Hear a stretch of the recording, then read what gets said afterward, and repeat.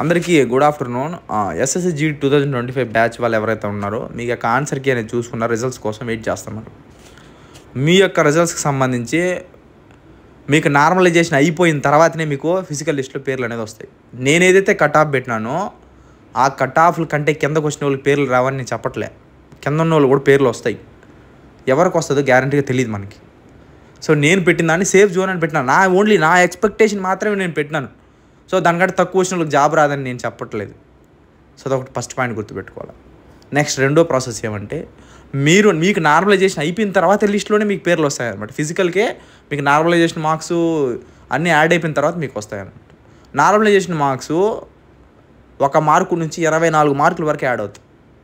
So అది రకరకాలుగా add అవుతాయి. నాకు యాడ్ అవ్వచ్చు, ఇంకోరికి యాడ్ కాకపోవచ్చు, లేకపోతే నాకే కాకపోవచ్చు, ఇంకోరికి యాడ్ అవ్వచ్చు, చెప్పలేం.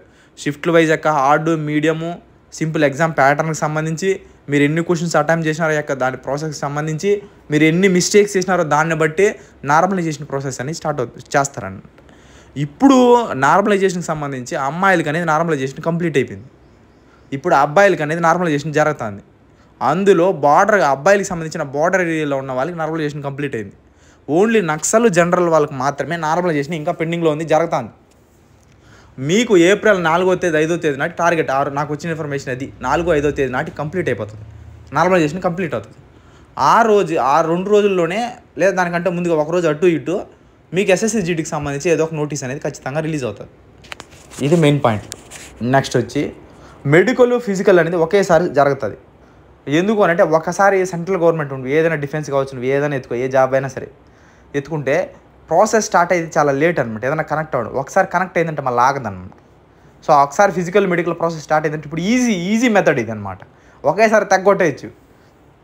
ఎవరైతే ఎగ్జాము ఈజీగా రాయొచ్చు, చదువుకుంటే ఏదో నేర్చుకుంటే పోయి రాసేయచ్చు, ఎవరైనా రాయొచ్చు అనమాట. ఎగ్జామ్ పాస్ అయ్యేది ఈజీనే, కానీ రన్నింగ్ క్వాలిఫై అయ్యేది చాలా కష్టం.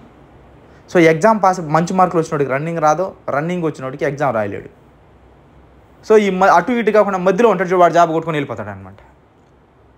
ఈ జాబుల్లో ఎస్ఎస్జీడీ, డిఫెన్స్, ఆర్మీ కావచ్చు, నేవీ కావచ్చు, ఎయిర్ ఫోర్స్ కావచ్చు, లేకపోతే పారామిలిటరీకి సంబంధించి ఏదైనా కావచ్చు, మధ్యవర్తి ఉంటాడు చూడు, ఆ మధ్యవర్తితోడే జాబ్ కొట్టేదంతా. గోడ మీద ఉంటాడు వాడు, ఇటైనా పడిపోతాడు లేదా అటైనా పడిపోతాడు అనమాట.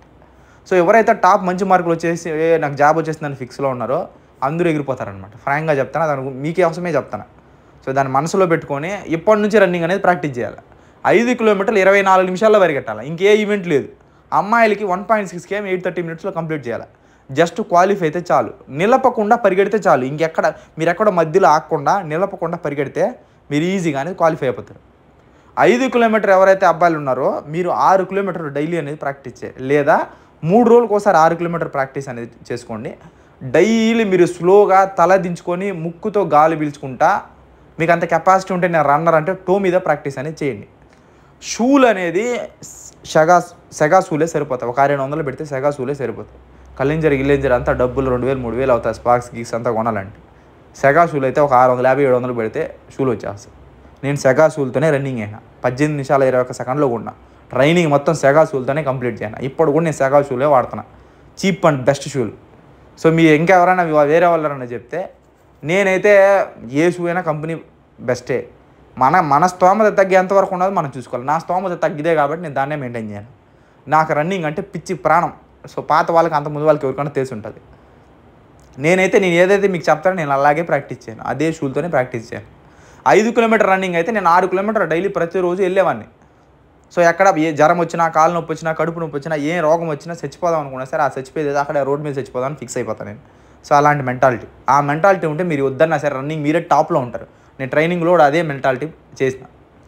సో ప్రతిరోజు మీరు ఖచ్చితంగా రన్నింగ్ అనేది 5 కిలోమీటర్ బదులు 6 కిలోమీటర్ రన్నింగ్ స్లోగా పరిగెత్తండి. ఎవరిని ఓవర్టేక్ చేయొద్దండి. ముక్కుతో గాలి పీల్చుకోండి, తల దించుకోండి, టో మీద ప్రాక్టీస్ చేయండి. ప్రతిరోజు 3 రోజులకు ఒకసారి 4 రోజులు టైమింగ్ పెట్టుకొని పరిగెట్టండి. ఒకవేళ మీకు టైమింగ్ పడకపోయినా ఇబ్బంది లేదు, మీరు స్లోగా టైమింగ్ పెట్టకపోయినా పర్లేదు, ప్రతిరోజు మీరు రన్నింగ్ ప్రాక్టీస్ చేస్తామంటే మీరు 5 కిలోమీటర్కి ఎలాంటి స్ప్రింట్లు ఏం అవసరం లేదు. చాలామంది స్ప్రింట్లు నేర్పిస్తూ ఉంటారు, 100 200 అవుట్కి అవసరమే లేదు. నిలపకుండా మీరు లాంగ్ రన్లు చేసేదాన్ని నేర్చుకోండి. సో ఇది అబ్బాయిలకి అమ్మాయిలకు వచ్చి మీకు కూడా రోడ్డు మీదే ఉంటుంది. సో రోడ్డు మీద అబ్బాయిల కంటే అమ్మాయిలకి చాలా ఈజీ. 830 minutesలో నిలపకుండా స్లోగా ఒకే స్టెప్, స్టార్టింగ్ ఏ స్టెప్తో అయితే మొదలు పెడతారో లాస్ట్ వరకు అదే స్టెప్తో పరిగెడితే మీరు రన్నింగ్ అనేది ఈజీగా క్వాలిఫై అనేది అవుతారన్నమాట.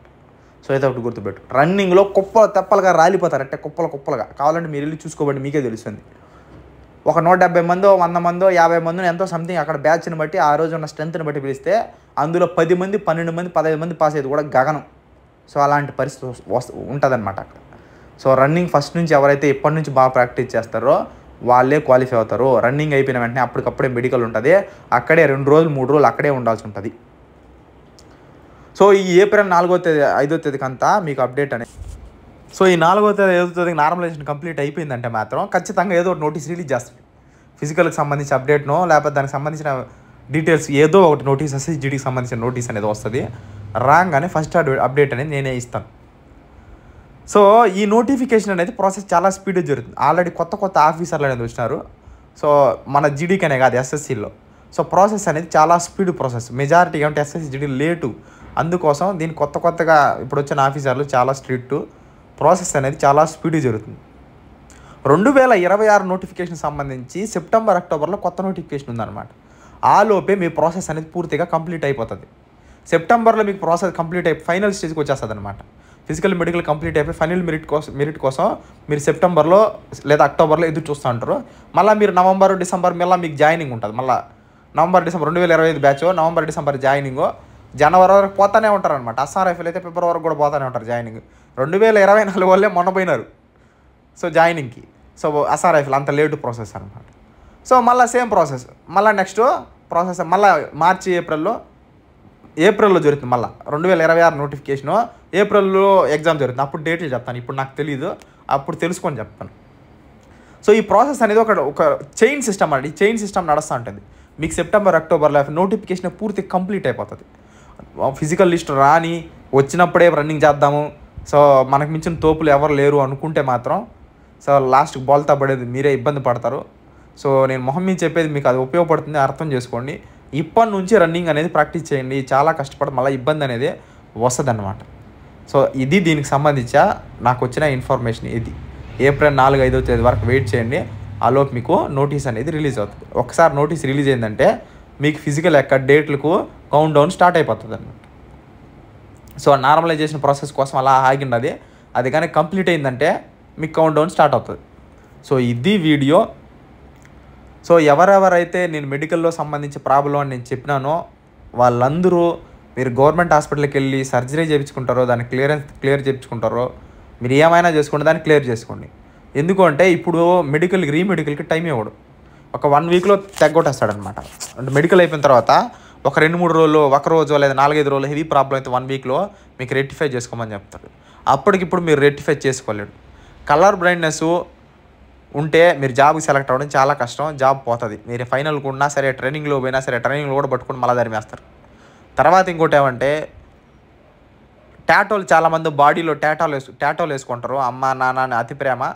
సో అలాంటి టాటోలు ఎవరైనా ఉంటే మాత్రం తీపించుకోండి. ఇప్పుడే అది లేజర్ ట్రీట్మెంట్ ద్వారా తీపించుకోండి. అది స్టేజెస్ 1, 2, 3 సమ్ స్టేజెస్ ఉంటాయన్నమాట. ఆ స్టేజెస్ని బట్టి దాన్ని తీస్తూ ఉంటారు. సో దాన్ని ఇప్పటి నుంచే తీసుకోండి. అప్పటికప్పుడు అంటే తర్వాత ఇబ్బంది పడతారు, అప్పటికప్పుడు దాన్ని తీయలేరు అనమాట. సో ఈ షుగరు, హెల్త్ ఇష్యూస్ సంబంధించి కిడ్నీకి సంబంధించి క్రియాటిన్ లెవెల్స్, ఇట్లా ఏదైనా హెవీ హెల్త్ ప్రాబ్లమ్స్ ఏదైనా ఉన్నా అలాంటి ప్రాబ్లం ఉన్న వాళ్ళు కొంచెం హెల్త్ జాగ్రత్తగా అనేది చూసుకోండి. మీరు రన్నింగ్ బాగా ప్రాక్టీస్ చేస్తే ఏ రోగం దగ్గరికి రాదు. శరీరాన్ని ఎక్కువ కష్టపెట్టండి, సుఖపెట్టద్దండి. సుఖపెడితే లావ్ అయిపోతారు, కష్టపెడితే ఆరోగ్యంగా ఉంటారు. గుర్తుపెట్టుకోండి, సింపుల్ లాజిక్. ప్రతిరోజు మీరు రన్నింగ్ ఫిజికల్గా ఫిట్గా ఉంటే మీకు ఏ రోగం దగ్గరికి అనేది రాదు. ఇప్పుడు చేయకపోయినా ఇప్పటి నుంచి స్టార్ట్ చేసినా సెట్ అయిపోతారు. సో ఇది ఒకసారి ఈ ప్రాసెస్ స్టార్ట్ అయిపోయిందంటే మళ్ళీ ఫిజికల్ టైం దొరకదు, మళ్ళీ తర్వాత ఇబ్బంది పడతారు. ఇప్పటి నుంచే రన్నింగ్ అనేది ప్రాక్టీస్ అనేది చేయండి. సో ఇది వీడియో నచ్చితేనే ఓకే, నాకు దీనివల్ల ఉపయోగం ఉంది ఈ ఛానల్ వల్ల అంటేనే సబ్స్క్రైబ్ చేయండి, లైక్ చేయండి. నాకు ఉపయోగం లేదంటే చేయొద్దండి, నేనైతే బలవంతంగా అడగను.